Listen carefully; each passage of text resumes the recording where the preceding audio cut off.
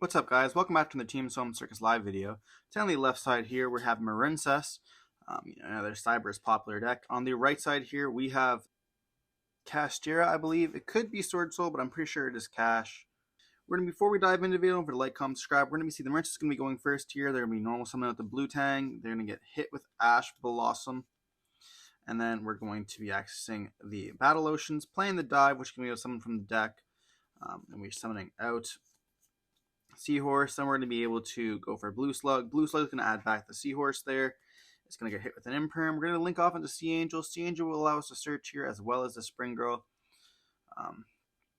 We'll be able to mill here. And we do not hit, I believe. I'm not going to go very far with this. We can able to link away into Coral and enemy here. And then that will be able to summon out back the Sea Angel. Linking away for the triangle here, we'll be able to equip them as well as search and add back Flipping Springer, which is a good one. But here we're going to be able to search for Wave. Actually, I forgot, we're not playing against Sword, so we're playing against Kashtira here. My bad.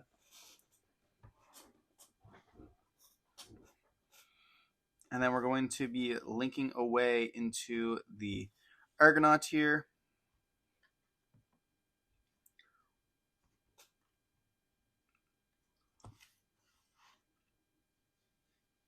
So we now have a spell and trap negate as well as a monster negate, which is very good because now we can just stop like a planet or a birth effect as well as like Unicorn, for example. We're going to see Unicorn special summoned here. And then on the effect, we're going to activate the Imperm. They're going to chain the Econ here. And then we're going to negate the Econ there.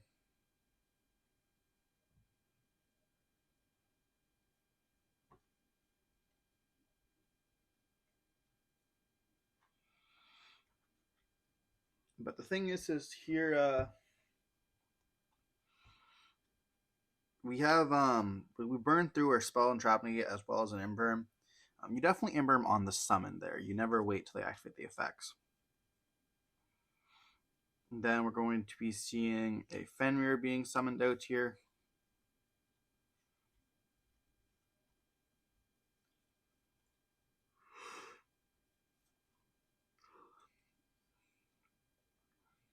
Then we're see a Fenrir effect. Do we hit it with a wave is the question.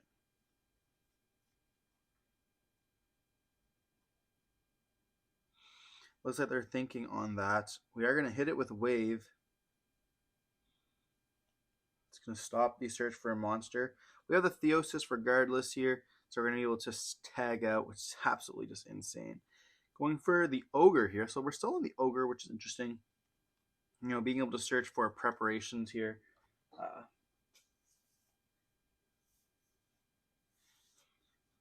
Which is an alright card. I don't think a lot of players are playing it anymore. I think they've really opted out of the preparation and the Ogre for a little bit more hand traps or consistency cards.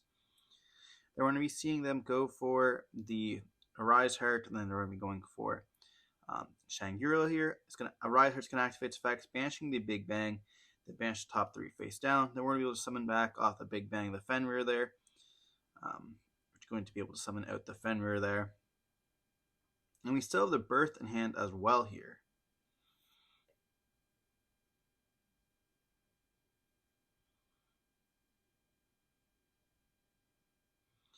And we're going to be popping the field spell with our field spell, Planet Rice Off being an insane card.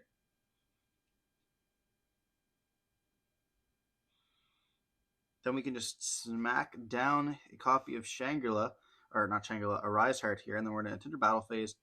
We're going to attack with it, and here we're going to activate the effects to equip any from the banished zone there. I feel like you probably go for the Big Bang.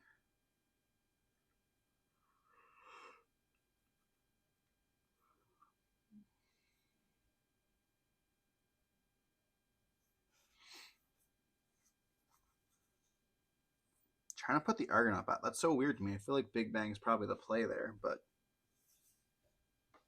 oh well. And then we're going to see them pass standby phase. We're going to be seeing Shangri-La summon out the Unicorn there. And then we're going to be seeing the planet pop. And that's going to be game 1 here for the Kashtira player. Going second, being able to like stop, definitely that not imperming on the summon is rough. I mean, you can never expect that they have cards like Econ. It's interesting tech. It's not very popular. And it is a better habit kind of feeling than because the activation is only a once per turn. So if they have a second copy after they get rid of it onto the field, they'll be able to activate it again if you just impermed on the summon there, which it kind of makes it rough to do. But moving on into the game 2 here, we're going to be seeing that Marincess will be able to go first once again. But the thing is they're giving Kashtira another chance, essentially 2 chances here at drawing Shifter, which is an OTK versus them. Sorry for the clip there. I'm just speeding up the side decking process. No need to really watch some of that side decking there. Takes sometimes a little bit of time.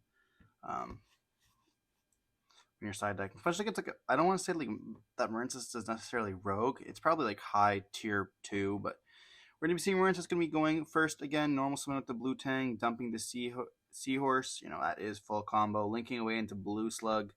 We'll be able to chain here, and we are going to be hitting a blue tang, so you will be able to add just another card to hand, I guess. And blue slug will be able to add back here.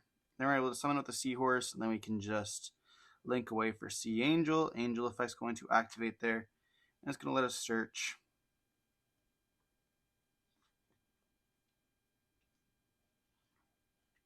for the Battle Oceans. Okay, very good card there. I wonder if we have Dive in hand already. We're going to be linking 2 away here for the Coral Anemone, and then that'll be able to activate, bring it back. This is the choke point of the deck. You really want to stop that Coral Anemone if you can. And then they're going to be linking away into the triangle here. This is another spot that if you have like multiple interactions, you could hit this. It stops the add back as well as, Coral Anemone is what does the add back, but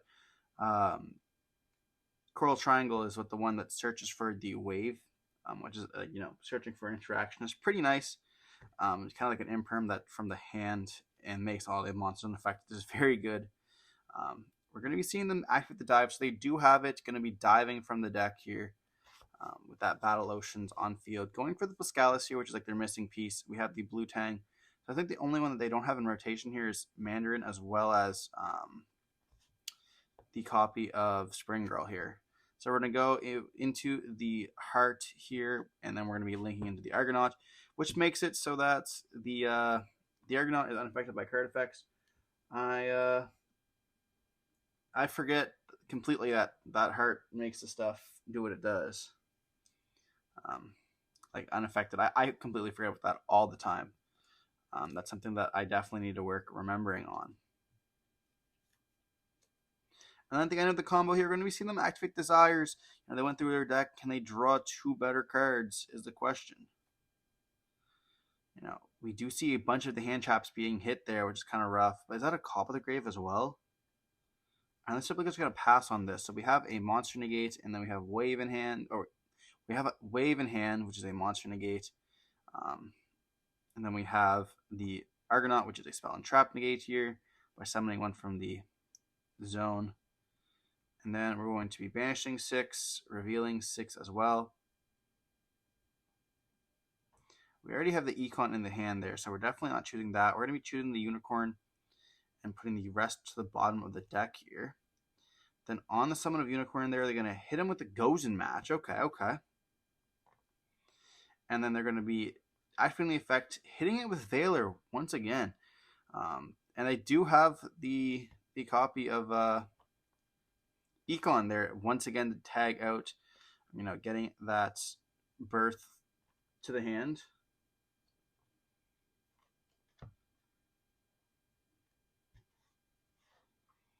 And then we're going to see them activate,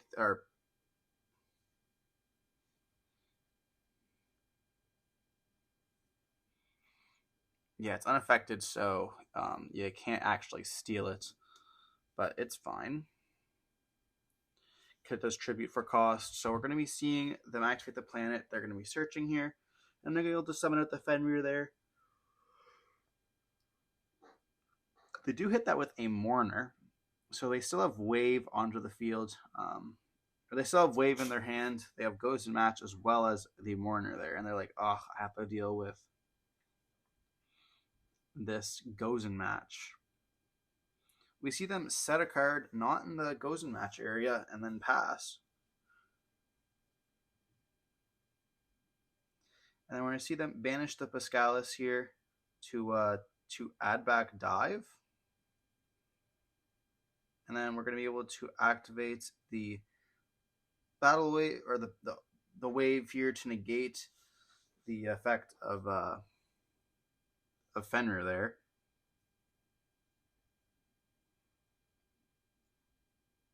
Then they're activate Dive here, which can summon from the deck. Are we going to get the Spring Girl copy? We don't have Spring Girl. We hit the Blue Tang here, which is going to dump the Mandarin. So only Spring Girl not in rotation here once again. And then we can summon back out the Mandarin there. And they reveal their hand. They're just like, yeah, it's going to be pretty much game regardless. And they set a copy of Prosperity, which is kind of unfortunate. You know, Ghost and Match is a hell of a card versus a deck like Kashtira. You know, every deck does have a downside, and Kashtira cannot play around Ghost and Match. I think it's interesting that like a lot of the decks, like we see that Konami hasn't really hit any of them. Like we have Ghost and Match, we have There Can Only Be One, we have Rivalry. Like they just haven't decided to hit any of these, knowing that they do affect every deck. And yes, they are a going first card. Like you sometimes you'll keep them in going second, but other times it's just not worth it. But it's just interesting to see that how it happens a lot. Like they just haven't hit it. Then they just give us back cards like Skill Drain as well. It's like just overpowered cards that just should be hit that just aren't. Because then we just get unfair games like we just saw there. Like I'm not saying that Kashtira is not unfair itself, but like flipping up a Floodgate is just pretty much just GG's there. It guarantees like you have to side in some Spell and Trap hate going second as well, which is always a factor that you should be inclusive of. But like it just verifies it. It's like draw the out or don't, especially when like every single Floodgate can affect the deck. Then you have like a deck like Labyrinth that can just play them all. It's just like so disgusting. So we're going to see D-Shift are going to be activating here. Talk about a Floodgate. And then we're supposed to note the Unicorn here. It's going to get hit with a Ghost Mourner. And then we're going to be setting 2 cards and passing on this.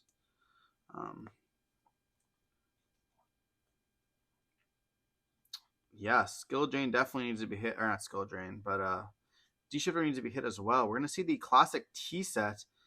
And then we're going to be passing over there. You know, this is a GOAT format here. And then we're going to be passing turn. We're going to be seeing them activate the Unicorn here. And that's going to get hit with an Imperm there. We're going to flip up Preparations. And then we're going to be playing the copy of Planet. And then we'll be able to play Birth. Then normal summon out the Fenrir there. We kind of forgot a step. And then we're going to be able to search for the Arise Heart here. Arise Heart's going to be banishing a copy of Ogre there. And we're going to be banishing 3 face down here. And then Birth will just push someone out. I can't believe Birth has like 2 effects like that. Like it's just, it thinks it's like a branded card or something. Only branded cards should have 2 effects. Then they're going to go Battle Phase. Unicorn's going to hit into the copy of Seahorse. They'll be able to look at the extra deck here. And they're going to be banishing the Blue Slug. Probably a good hit. Safe hit. And then we're going to be seeing Fenrir attack. And then a Rise Heart as well as a copy of Ghost Ogre. Or not Ghost Ogre here. The Ogre there. And they're going to leave them on the Flared Metal Dragon here. I think that leaves them to 100 life points if I'm not mistaken. And then we see a top deck Dark Ruler. Holy, okay. Some people are just built like that. Okay. You know, saying you can't play, but top decking the Dark Ruler is something else here. Then we're going to be seeing them flip up the blue tang in aggressive imperm. And we're going to be seeing them link away into the blue slug, activating the blue slug as well as the blue tang here. And we do see them hit a Pascalis. Will they be able to clear this board is the question, though.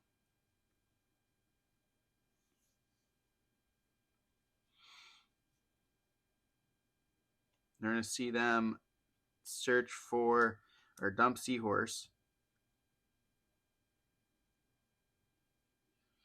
They pretty much have to link climb into a copy of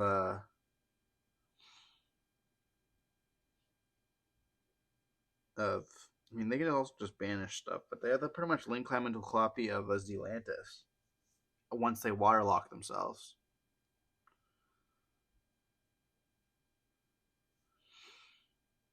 Then we're going to be seeing the Sea Angel going to be searching here.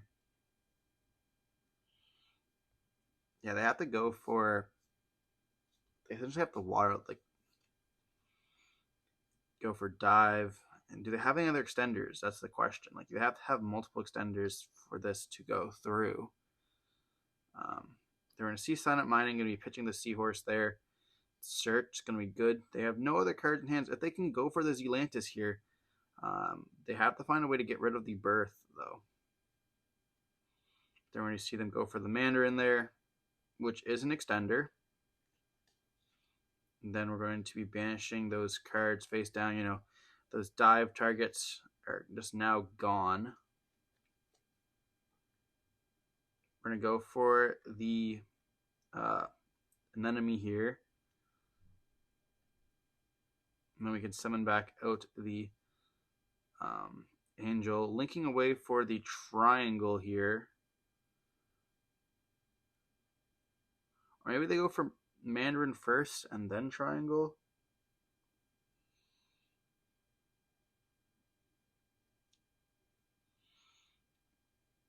And then we're going to be seeing them add back the Blue Slug to the extra deck, which is very nice because they already got rid of one Blue Slug. Searching their deck here for Dive by discarding the Pascalis, but they can't. They banished it off the Rise Heart. That's going to be an issue there. That could just be game, actually. Because now they can't continue to climb. That's going to be game. The fact that the RNG hit, that's the second time on the channel we've seen an RNG hit. Like we saw a one-time hit with Gamma. It hit the driver, and now we're seeing this once again, you know, hitting it. That's OP there. So we're going to be seeing that even through the top deck Dark Ruler no more, that Kashtira is going to take the game here. You know, no Zealantis wipe, unfortunately, but that's going to be it. Hope you guys enjoyed the video. Don't forget to like, comment, subscribe. I want to see some more content like this. Let me know down in the comment section below. And see you in the next one. Stay safe. Peace.